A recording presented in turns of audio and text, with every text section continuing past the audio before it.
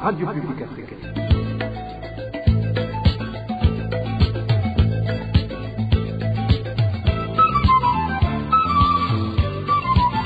Radio Publique Africaine.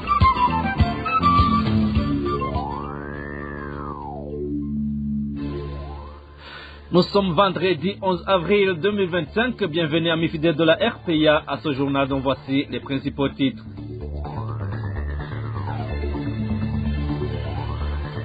Intensification d'enlèvement dans les camps de réfugiés burundais en Tanzanie après de nombreux cas d'enlèvement qui ont été signalés au camp d'Oduta. Un autre réfugié du camp de Nyarugusu est introuvable depuis 3 jours. Les dirigeants politiques du CNDD-FDD devraient encadrer en premier lieu les jeunes qui se cachent derrière le sport pour trouver un moyen de lancer des menaces aux membres des partis de l'opposition. Dans ce journal, vous allez écouter Kefani Wizi qui demande aux autorités de cesser d'assister seulement. Et le gouvernement burundais est appelé à adopter des mesures urgentes et efficaces dans la lutte contre la variole du singe qui devient de plus en plus une menace sanitaire en province Gitega et ailleurs. Voilà pour le sommaire. Bien au bonsoir mesdames et messieurs. Tout de suite, le développement.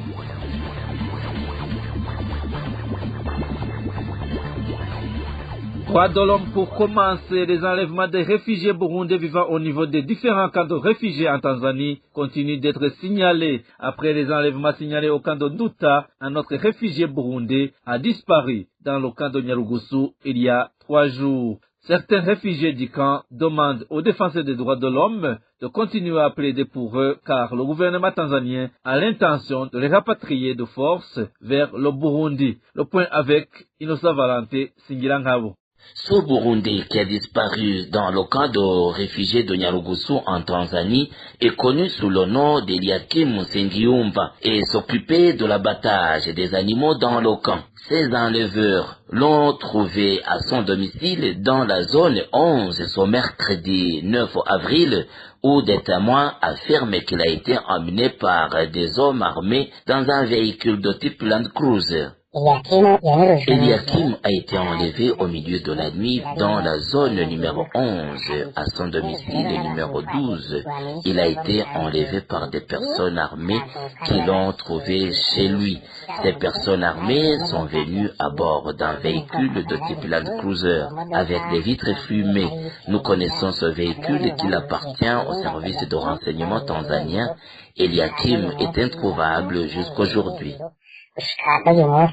Une autre personne qui a failli être enlevée hier soir dans le camp de Nyarugusu s'appelle Martin Nyonzima et il a été sauvé par l'intervention de ses voisins selon ce témoignage.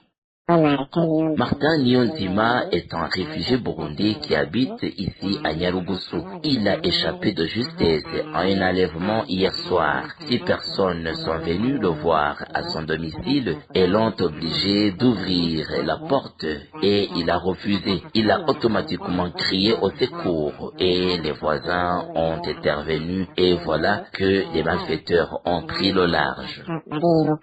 Les Burundais du camp de Nyarugusu en Tanzanie sont étonnés par la façon dont leurs proches sont victimes d'enlèvement alors qu'il existe une police qui protège le camp et ils demandent aux militants des droits de l'homme de continuer à plaider pour eux parce que le gouvernement tanzanien aurait l'intention de les expulser de force dans leur pays d'origine. Merci Innocent Valentin Singirangabo. Un corps d'un homme non identifié a été repêché ce jeudi 10 avril 2025 au niveau de la rivière Nahangwa sur la frontière des zones Ngagara et Buyenzi, non loin de la 24e avenue de la zone Buyenzi en mairie de Bujumbura. Dans un état de décomposition, des témoins sur place font savoir que le corps de la victime était couvert de blessures. Des gens de la localité pensent que cet homme aurait été tué ailleurs avant que son corps soit jeté à cet endroit. Les mêmes sources d'informations indiquent que son corps a été récupéré par la police judiciaire de la zone Ngagara pour commencer des enquêtes. Et en page politique, les entraînements paramilitaires faits par des Imbonerakure et dans lesquels sont entonnés des chansons de haine et de menaces à l'égard des partis de l'opposition doivent être bannis par leurs dirigeants politiques en premier lieu, car ça fait partie de mauvaises pratiques. Réaction de Kefani Wizi, porte-parole de la coalition Burundi Bwabose, après que de tels entraînements aient eu lieu ce mercredi au chef-lieu de la province de Ngozi. Kefani Wiz demande aux autorités de ne pas laisser faire de telles pratiques, mais plutôt de les bannir sans favoritisme. Kefani Wiz, il est porte-parole de la coalition Burundi Bwabose. Effectivement, à l'approche des élections, on observe des fois à des cas de groupes de jeunes ou d'autres militants qui manifestent un comportement zélé dans la manifestation de leurs partis politiques. Il arrive des moments où des jeunes ou d'autres groupes de formation politique chantent des chansons ou font d'autres activités pour vulgariser les programmes politiques ou les idéaux des partis politiques. Et des fois, ils veulent montrer que la formation politique est plus importante, plus performant que d'autres. Jusqu'à ce niveau, il n'y a pas de drapage notoire. Mais quand ça devenait que dans les messages donnés, il y a des messages qui sont de nature à la violence contre d'autres formations politiques, ou des messages de haine, ou des messages de chosification, ou des messages qui vont dans le sens de vouloir intimider les autres formations politiques, ou ils font des activités qui vont à l'encontre de la loi. Là, quand même, il y a un dépassement notoire du cadre légal des formations politiques. Dans ces conditions-là, on interpelle nos collègues et représentants des partis politiques de remettre à l'ordre leurs militants, et l'administration devrait toujours prendre des mesures quitte à éviter de tels comportements et de traiter les partis politiques de la même façon, donc qu'ils aient le même droit de faire les mêmes activités et dans les mêmes endroits, qu'il n'y ait pas un traitement discriminatoire, mais aussi les autorités devraient dépasser l'appartenance politique pour remettre à l'ordre aux jeunes de se ressaisir, parce que quand ils commettent des forfaits, ils sont à leur propre responsabilité, mais après les élections, même avant, les camarades d'autres formations politiques, ils partagent l'eau et le miel, donc ils devraient sauvegarder la bonne cohabitation. Les multiples difficultés auxquelles le pays est confronté, notamment dans le domaine économique, constituent un indicateur clair des obstacles majeurs qui risquent de compromettre la réalisation de la vision nationale pour la période 2040-2060. Propos tenus ce jeudi par le député Agathon Rwasa lors de la plénière de l'Assemblée nationale à laquelle était invité le Premier ministre du Burundi, Gervais Dirakobucha, pour présenter le rapport des activités menées par le gouvernement. Agathon Rwasa a sollicité l'organisation d'un dialogue inclusif rassemblant toutes les parties prenantes concernées en vue d'adopter des mesures concrètes susceptibles de sortir le Burundi de la crise actuelle. Écoutez l'intervention du député Agathon Rwasa. Aujourd'hui, il est question de la mise en œuvre de la vision 2040-2060. Cependant, au regard de la conjoncture actuelle du pays, il me semble peu réaliste d'envisager l'atteinte de ces objectifs. Parmi les prérequis essentiels figurent notamment les sources d'énergie. Or, cela fait maintenant plus de 3 ans que le carburant est quasiment introuvable. Se déplacer est devenu un véritable parcours du combattant et la réalisation de nombreuses activités s'en trouve gravement entravée avec des répercussions économiques majeures. Dans ce contexte, je ne peux souscrire aux propos du président de l'Assemblée nationale affirmant que notre monnaie est forte. Bien au contraire, la hausse continue des prix démontre un affaiblissement progressif de notre monnaie. Par ailleurs, notre monnaie nationale n'est pas acceptée dans les échanges au sein de la région, ce qui constitue un autre frein au développement. Autre défi de taille, la pénurie de devises étrangères qui a paralysé le bon fonctionnement de certains ministères, comme cela a été clairement souligné. À cela s'ajoute le délestage devenu une réalité quotidienne à Bujumbura, affectant lourdement la qualité de vie des citoyens et la productivité. L'ensemble de ces éléments montre qu'il est actuellement irréaliste de concrétiser les ambitions portées par la vision 2040-2060. C'est pourquoi je propose la tenue des États généraux afin que nous puissions collectivement adopter des mesures concrètes et efficaces pour sortir notre pays de la crise actuelle. Et en page éducation, le secteur de l'éducation au Burundi, du primaire à l'enseignement supérieur, est confronté à un manque de personnel enseignant. Dans les 5 dernières années, le ministère de l'Éducation nationale n'a jamais connu l'effectif suffisant d'enseignants. Une situation aggravée par le départ massif du personnel en fonction vers d'autres secteurs ou encore vers l'étranger. Janvier Nahazé revient sur ce manque de personnel enseignant au sein du ministère de l'Éducation nationale. Selon le rapport trimestriel de janvier à mars 2025 du Centre pour le renforcement de l'éducation et du développement de la jeunesse CREDEJ, le ministère de l'Éducation nationale au Burundi fait face à un manque criant d'enseignants dans les écoles fondamentales et post-fondamentales. Le CREDEJ ajoute que ce manque du personnel enseignant est exacerbé par la mauvaise gestion du secteur de l'éducation. Ainsi, sur un effectif de 12 196 enseignants dont avait besoin le Burundi pour le premier trimestre 2024-2025, le ministère de tutelle n'a autorisé qu'un recrutement de 642 enseignants. Avec un exemple parlant, les directions provinciales de l'éducation Kayanza, Kirundo et Ngodi, au sein desquelles, sur un effectif de 2500 enseignants dont avaient besoin ces directions provinciales de l'éducation, seuls 151 enseignants ont été recrutés. La situation est empirée par les départs massifs du personnel déjà en fonction. Les données à la disposition du CREDEJ pour le premier trimestre 2024-2025 font état de départ de 68 enseignants du secondaire qui ont quitté leur poste d'attache pendant le premier trimestre dans les seules directions provinciales de l'éducation de Kayanza, Ngodi, Kirundo. Quant à l'enseignement supérieur, les données montrent que dans la seule institution d'enseignement supérieur public, un effectif de 118 membres du personnel, dont 41 femmes contre 77 hommes, ont quitté leur poste d'attache entre 2021 et 2024. D'après toujours les données collectées par le CREDEJ, les principales causes de ces départs sont notamment le salaire insuffisant, les conditions de travail difficiles, ainsi que l'attrait des opportunités d'emploi à l'étranger. Merci Janvier Nahazé. Avoir des fertilisants en province Moaro relève aujourd'hui d'un parcours de combattants. Les agriculteurs de cette province disent avoir payé les frais relatifs depuis 3 mois, mais n'en ont toujours pas vu la couleur. D'où ils demandent au gouvernement de prendre des mesures appropriées afin qu'ils puissent recevoir ces fertilisants tant attendus. Rémi Nderagakura nous parle des difficultés rencontrées par ces agriculteurs faute d'engrais.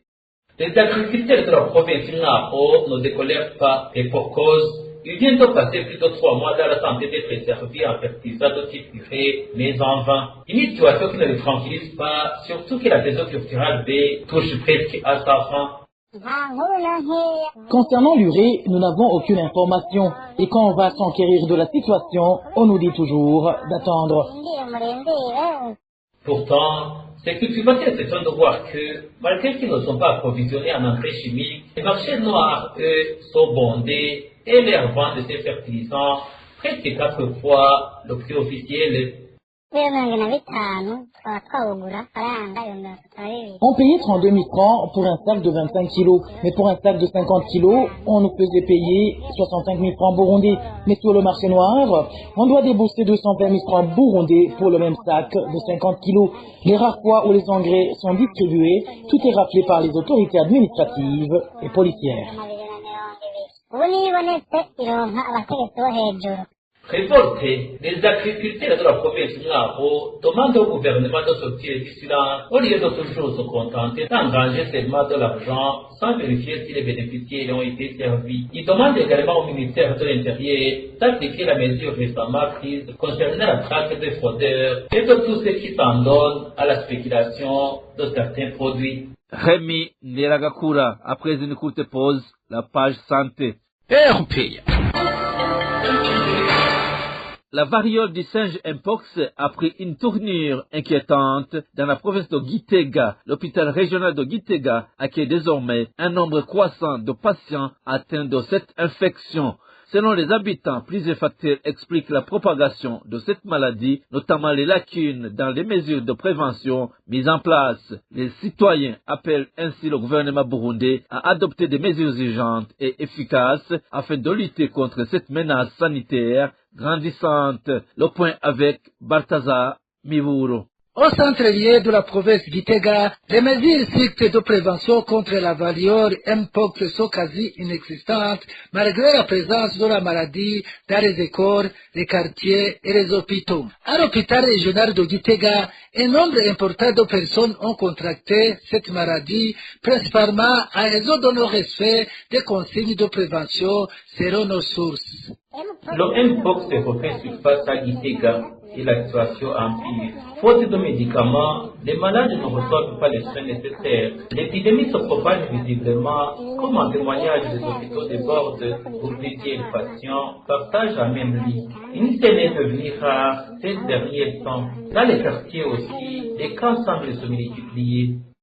Pour lutter contre la propagation de la variole Mpox, l'Organisation des Nations Unies pour l'enfance, UNICEF, a installé un centre d'isolement à l'hôpital régional de Gitega dédié au dépistage et au traitement des personnes infectées. Cette initiative est bien accueillie par la population, bien que la flux élevé de patients rende difficile la gestion des cas. Les habitants appellent le gouvernement burundais à prendre des mesures urgentes pour prévenir la propagation de la maladie avant qu'il ne soit trop tard. La sensibilisation à Mpox reste insuffisante car beaucoup consultent pour d'autres maladies sans reconnaître les vrais signes. Il faut de nouvelles stratégies pour aider la population à identifier les symptômes et agir rapidement. Sans intervention de l'État, la situation risque de s'aggraver.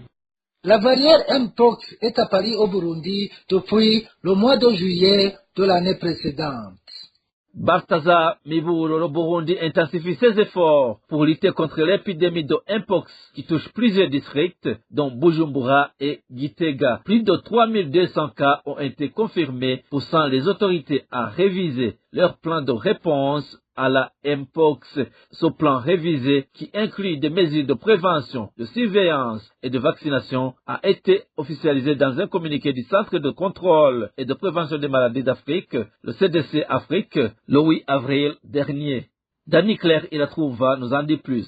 Le Centre de contrôle et de prévention des maladies d'Afrique, également connu sous le nom de CDC Afrique, met en avant l'importance de rester vigilant pour éviter la propagation du virus. Le docteur Ngashingungo, responsable de la réponse à la Mpox au CDC Afrique, souligne que l'extension des capacités locales et le déploiement de vaccins seront essentiels pour contenir l'épidémie. Toutefois, le CDC Afrique indique également que le pays fait face à des défis majeurs, notamment un manque d'unités d'isolement suffisantes et une gestion des cas encore faibles, ce qui complique la réponse face à la crise sanitaire. Le 11 mars, une réunion clé a réuni les autorités sanitaires burundaises et des partenaires internationaux tels que l'OMS et l'UNICEF pour valider ce plan renforcé. En parallèle, 200 travailleurs de la santé communautaire ont été formés pour intervenir directement auprès des populations, gérer les cas et assurer une bonne sensibilisation. Le Burundi prévoit maintenant de lancer une campagne de vaccination dans les zones les plus touchées. Le CDC Afrique rappelle que la clé pour maîtriser cette crise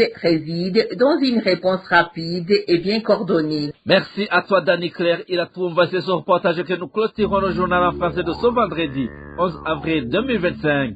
Merci pour votre aimable écoute. Merci également aux équipes rédactionnelles et techniques pour leur franche et parfaite collaboration. À la présentation de ce journal, vous étiez avec Clovis Nyonzima. Passez de bons moments chez vous. Au revoir.